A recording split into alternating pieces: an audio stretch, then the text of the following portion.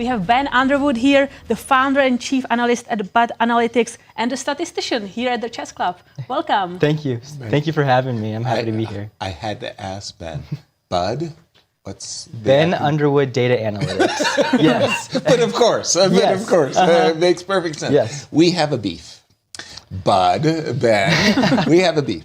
Your analytics, your AI, your model has given some very small fractions at the very start of the tournament to players that we think should be in contention. For example, Jennifer, you.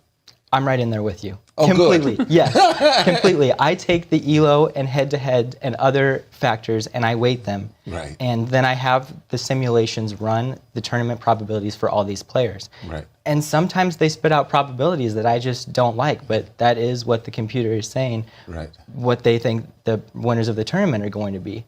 So, for example, Jennifer Yu, 2%, there's no way. She has won it twice.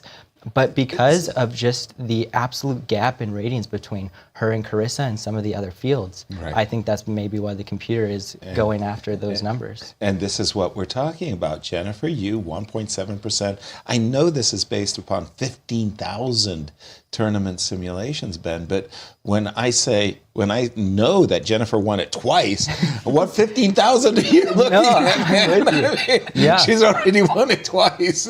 Yeah. Completely, I think that has completely to do with the difference in ratings this year. And I haven't looked at what they were in the past when she won and what those probabilities would have been. But her rating compared to Carissa's this year, the computer just loves that gap and really wants to give it to Carissa at this point. Right. As a statistician, easy for me to say, how powerful are ratings? I mean, how truthful are ratings? They are extremely predictive. Extremely predictive because they hold the factors, a lot of the other factors that we would think go into win percentage. So how players have been doing in their past games, even some of the head-to-head ratings, those are still captured in correlation with ratings. So it captures a lot of these other factors and then can use all of those factors to predict the games. So they're highly predictive. They don't tell the whole story at all, but they are highly predictive in that sense. Right. So what is the difference between the sport of chess, you know, how you calculate the statistics there, to other sports where statistics also play a major role? This is what I love, is that chess has something that no other sport has, and that's a single rating that shows how good a player is. They have a single number. All of these sports, take baseball for example, they have all of these different ways to say how good a player is. They have batting average, on-base percentage, all of these factors, and they're trying to get to a number that shows how good a player is, a single number, to compare all these players, and they have a really hard time doing that. Chess, we have that to begin, but then I think that sometimes we forget to look at some of the other factors that we could break that apart. So have different numbers that say how good a player is in their end game, how well prepared they come to the tournament. So that's what I love about my job, is I get to go find some of those numbers, but I already have the golden goose statistic of how good a player is in one number that you can use. Speaking of that number, Ben, and as a human, whenever I try to predict this type of things, I'm looking at trends as well. Do you influence your AI based on trends? Let's say a player reached 2,300, but one player came from 2,200 earlier in the year, the other from 2,400. So the trend for the 2,400 going to a 2,300 is obviously a negative trend. We're supposedly thinking of that player as being not in shape. Do you train your AI based on trends? I do. Rating trends as well? I consider it a factor, but not as much as the ratings. I think in the past few models, I gave that specific factor a weight between 10 and 20%, versus the ratings had a factor of 60% or more. So I take all the factors and weight them appropriately to what I believe is the best predictive power, and sometimes it does spit out numbers like Jennifer Yu being only 2% when she maybe should be higher. But I do consider it, just not as highly as rating or some of the other factors. Because, for example, Jennifer Yu used to be 2376 or something along those lines a couple of years ago. Nowadays, she's like 2240, right? She's one of the low-rated players, but again, we know how powerful she is. She's won 2 of the last 5 national championships, right? So, and that's just one example, of course. And what about age? Does that play a role there? Because we are talking about No. here about the No. Atwell. No. Right? I mean, in chess, No. it does play a role. No, it doesn't. Yes, sir. Yes. Next question. No. I don't use that as a predictive factor in the model, but I did run another model for one of our previous tournaments that showed what is the peak age that most players hit their peak rating. What is that age? And it has been throughout the years 30. 30 is that age that most players are hitting their peak rating before they start to decline. So you're telling me I've got a chance. Yes, you do.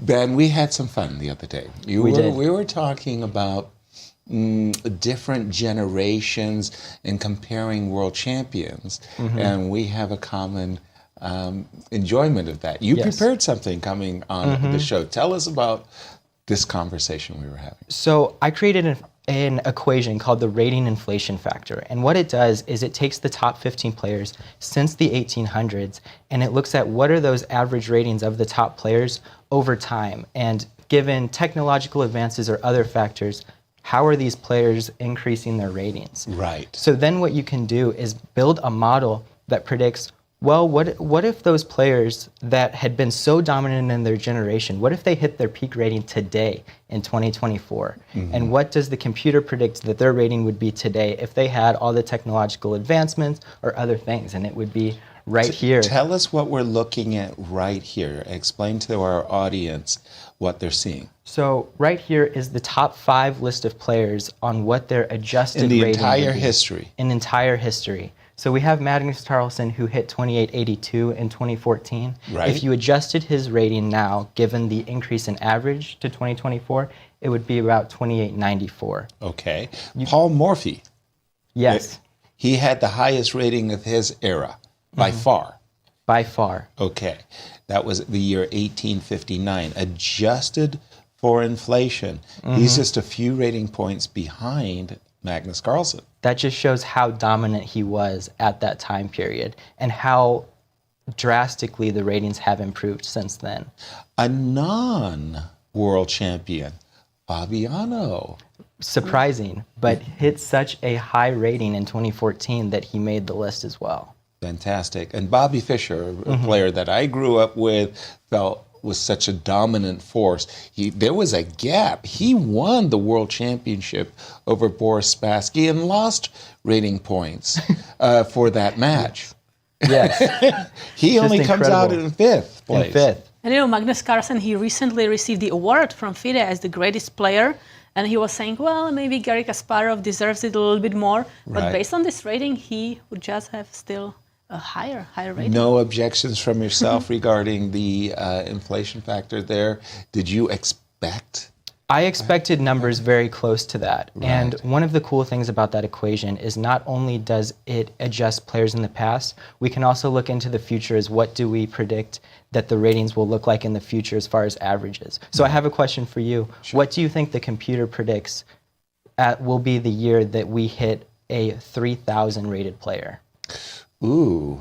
Or in how many years? So it would be like, I figure something linear, looking at the top Indians today. We're looking at And the 2025. Uzbeks, they're also very young. Yeah. 2030. It actually says in 93 years. We'll have to wait 93 years. 93 years? 3,000 rated player. I was hits putting the- it in my Google Calendar. Do we believe that? I mean, 93 years, wow. Will that be in the evening or the afternoon? 93 years? Yes. Why is that? That's just based on the exponential equation that has been fit so well to the data based on the past years and averages that we've seen. Dang, I was so close to 2030, I said, right? And if we zoom back a little bit, are you a chess player? Yes, How did you get into doing statistics for these amazing chess tournaments? I started just in regular sports statistics and have always been a chess fan myself, always been a visitor of the St. Louis Chess Club. So shout out to Joy Bray. I was able to get this opportunity and have loved working here since. That's Well, it's great to have you and having Ben? these statistics kind of, that's really nice. Thank you so much Thank for you. all the work you do. When we think about baseball, you kind of alluded it to yourself that, we were looking forward to those statistics to tell us who are the best opening players, who are the best middle game players, who are the best end game players, and breaking down those ratings a little bit more. So you've got a lot of work ahead of you. I do. Thank you for joining us. Thank you for having me. It's been awesome. Absolutely. Thank you. And